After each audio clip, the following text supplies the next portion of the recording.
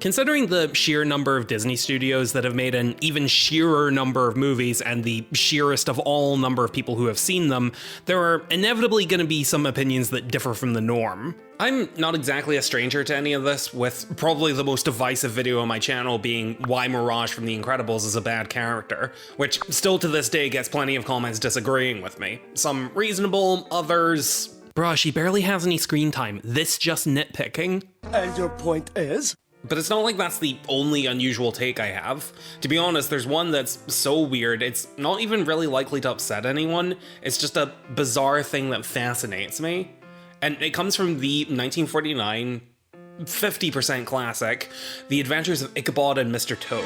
Ichabod and Mr. Toad. What can be said about this movie that hasn't been talked about at length? Well, that other 50% comes to mind. While a lot of people remember this movie for its adaptation of Sleepy Hollow, its take on The Wind in the Willows often goes underappreciated, by audiences, by Disney itself, even by me. The poster for The Adventures of Ichabod and Mr. Toad is kinda cool, but I think the focus on the Headless Horseman is confirmation that even the filmmakers knew one segment was significantly better than the other. Okay, so for context, before I made that video, I had only seen the movie in its entirety once a few years ago and was basing my opinion on my own vague recollection and also general consensus. Shouldn't have done that, my bad. Having watched it again for this video, the story of Mr. Toad, well, not as good as the Ichabod Crane section, is actually pretty funny and charming. The story focuses on the hyperactive Mr. Toad, whose obsession with the latest fads gets him in hot water with the law when he's falsely imprisoned for stealing a motor car he took a liking to. Now on the run, it's up to Toad and his friends, Mole, Water Rat, Cyril, and Angus to clear his name and bring in the con artist responsible for framing him. It's a very simple short, and definitely not as good or memorable as Sleepy Hollow, but what really holds it together are the characters who are very likable. Toad is sort of an oblivious nuisance to the people around him, but not to the point of being frustrating to watch. He's just such an infectiously cheerful soul that, as irresponsible as he is, you can't help but appreciate how full of life he is. You're the very animals I was coming to see. Come along, hop up here, and we'll go for a jolly ride. His recklessness never comes off as uncaring or mean-spirited, and he's never shown hurting anyone as much as just mildly inconveniencing them and causing a ruckus. To the point where, when he's thrown in prison, you genuinely feel sad that his spark of happiness and excitement has been locked away and you want to see him prove himself innocent. And the other, more level-headed characters are enjoyable as well, just from the opposite perspective. Angus McBadger, Water Rat, and Mole are, to quote the movie, a bit on the stuffy side, what? But they're not absolute killjoys. They're comparatively more reserved than Toad, and they do have somewhat reasonable motivations to keep him tempered, but they're also very loyal to him and genuinely care about him. They're just as sad as he is to have him locked up, and once they know he's innocent, they put their own inhibitions and legal concerns aside to help him defeat the villains and free him. I have a plan.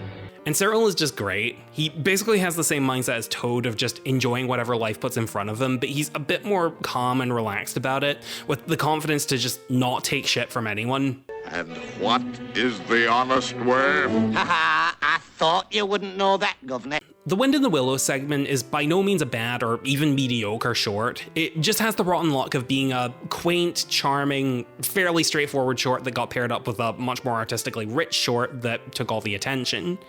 And while Mr. Toad's climax is good, it's nowhere near the wild ride that Sleepy Hollow ends with.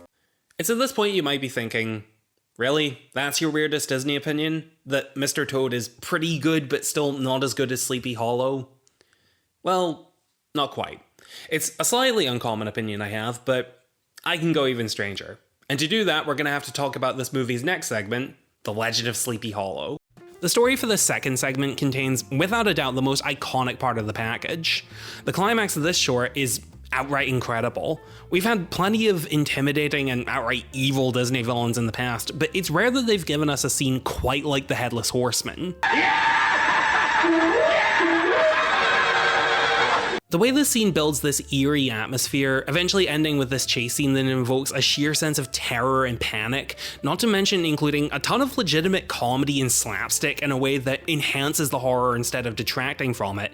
It's a masterpiece, and easily the highlight of the short. But in a way, that's also kind of the problem. Not that the rest of the story is bad, far from it, but there is kind of a weird disconnect. Let me explain. The plot mainly revolves around three characters: Ichabod Crane, Brom Bones, and the girl that both of them are competing over, Katrina Van Tassel. Now, according to traditional story structure, Ichabod would be the main character that the audience is meant to sympathize with and root for. After all, he's the protagonist. He's the unusual, scrawny underdog competing with the pompous, athletic troublemaker. And to be fair, Brom isn't exactly the nicest guy. He's shown to be pretty shallow and full of himself, and the type of guy that can deal out pranks and mischief towards others, but can't take it himself. It's true that Brom liked to joke as well as the next, but enough was too much. Not to mention that as Katrina starts seemingly favoring Ichabod over him, he starts to get increasingly manipulative and underhanded to put himself back on top. The thing is though, Ichabod isn't that great either, and is arguably worse than Brom. From the beginning of the story, he neglects his responsibilities as a school teacher, either to get free meals from the parents, or just because his mind is on other things. He seems more interested in Katrina's inheritance rather than Katrina herself. And despite the physical differences, he's just as much a bully to Brom as Brom is to him. Ichabod is a legitimately well-done case of an unsympathetic, slightly villainous main character that, to this day, I think Disney could stand to do a bit more often. I mean, it's better than making a Cruella de Vil movie where she's essentially an anti-hero. Yes, I am 4 years late with that observation, but apparently there's a sequel in development, so I say it's fair game. With that aside though, in a story with this kind of character, you're naturally rooting for him to get some kind of comeuppance by the end. Some kind of moment where Ichabod's selfish motivations come back to bite him as a sort of cautionary tale. Don't be like this guy, because if you do, things won't end well for you.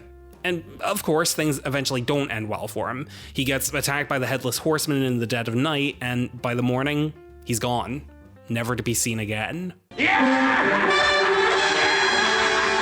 But when you consider everything this movie sets up, Ichabod's rivalry with Brom, his poor work ethic, his obsession with Katrina's money, it begs the question, what does the climax have to do with any of that? When Ichabod meets his untimely end with the Horseman, it's not because of any moral failing on his part or anything that's been set up by the story thus far.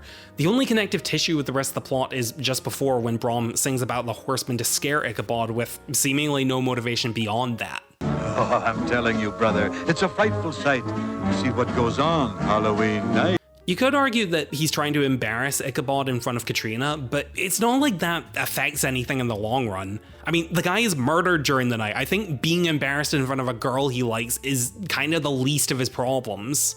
Again, don't get me wrong, the Headless Horseman scene is incredible and one of the greatest sequences ever put to film. But I can't help but acknowledge the fact that if you were to play this sequence on its own, completely disconnected from the rest of the film, and say it was just a 10-minute short film, it would work equally as well. The rest of the story does very little, if anything, to enhance the narrative of this scene, and that's not really what a climax is supposed to do.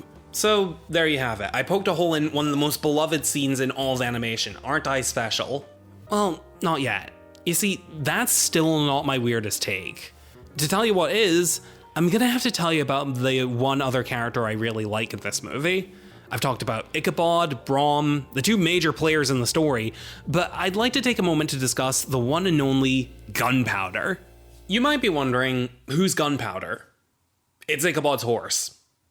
Hear me out on this. I've watched the Headless Horseman sequence a fair few times just on its own, again, kind of proving my point from earlier, and one thing that's crossed my mind halfway through watching is, why do I care so much about the horse, and why is he what I'm paying attention to?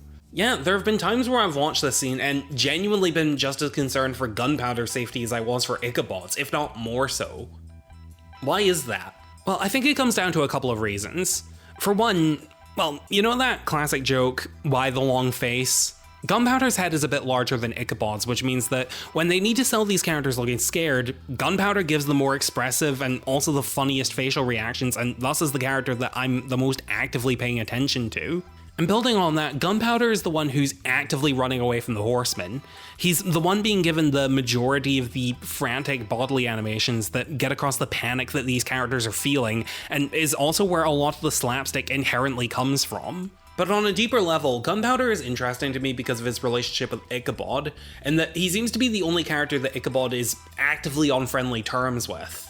He's the character Ichabod is relying on to get him home safely. He seems to be a loyal friend who's concerned for Ichabod, and we even see Ichabod hugging and petting him when he thinks that they're safe. Considering that Ichabod is essentially a surrogate for the audience in this moment, again, since the rest of the plot and his actions before are neither here nor there by this point, Gunpowder feels to me the same way he does for Ichabod, a small source of comfort and friendship in an otherwise very unwelcoming and frightening scene, and I want to see him make it out okay, to the point where when you get to the ending and the narrator says, Next morning, Ichabod's hat was found, but there was no trace of the schoolmaster. I'm personally kind of left wondering, is Gunpowder okay? And also, why are the best parts of both these shorts the horses that get like 5 minutes of screen time? Hi, that's me. So there you have it. I happen to have an odd attachment to an animated horse that is barely a character within the actual plot of the movie. But regardless of what I said, I still really like this short, and if you want someone to go into detail on why it's so good, I recommend you check out this video by Doug Walker. So join me in taking a look at some dark tunes.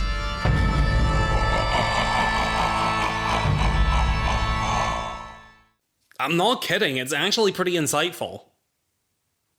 Boy, maybe that's my weirdest Disney opinion. Special thanks to my Patreon supporters Heather Reed, Zelda, Moon Goddesses, The Hen Rolled, Seth M, Chris Spicer, Jacob K, Wasp Sen, and Andrew Taylor. Thank you so much for the support. If you'd like to see your name in the credits, along with early access to scripts and videos, as well as exclusive unused video thumbnails, or if you'd just like to chat with me, consider supporting me on Patreon for just $1.50 a month. The link is in the description.